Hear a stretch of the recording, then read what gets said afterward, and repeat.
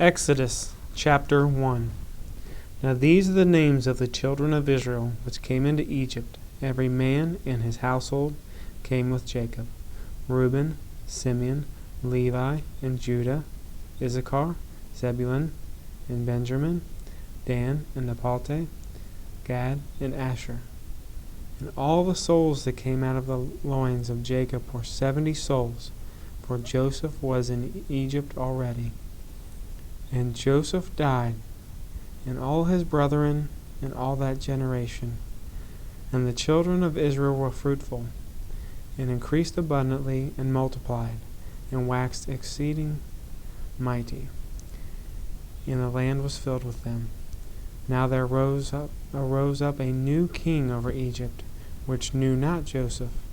And he said to his people, Behold, the people of the children of Israel are more and mightier than we.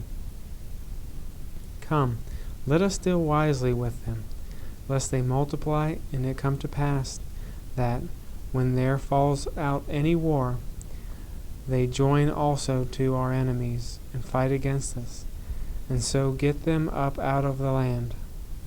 Therefore they did set over them taskmasters to afflict them with their burdens, and they built for Pharaoh treasure cities, Pithom and Rameses.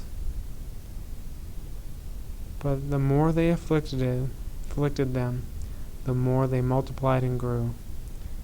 And they were grieved because of the children of Israel. And the Egyptians made the children of Israel to serve with rigor. And they made their lives bitter with hard bondage, in mortar, and in brick, and in all manner of service in the field. All their service wherein they made them serve was with rigor. And the king of Egypt spoke to the Hebrew midwives, of which the name of one was Spirah, and the name of the other was Puah. And he said, When you do the office of a midwife to the Hebrew women, and see them upon the stools, if it be a son, then you should kill him. But if it be a daughter, then she shall live. But the midwives feared God, and did not as the king of Egypt commanded them, but saved the men children alive. And the king of Egypt called for the midwives, and said to them, Why have you done this thing, and have saved the men children alive? And the midwives said to Pharaoh, Because the Hebrew women are not as Egyptian women, for they are lively, and are delivered ere the midwives come in to them. Therefore God dealt well with the midwives, and the people multiplied, and waxed very mighty. And it came to pass, because of the midwives that feared God, that he made them houses.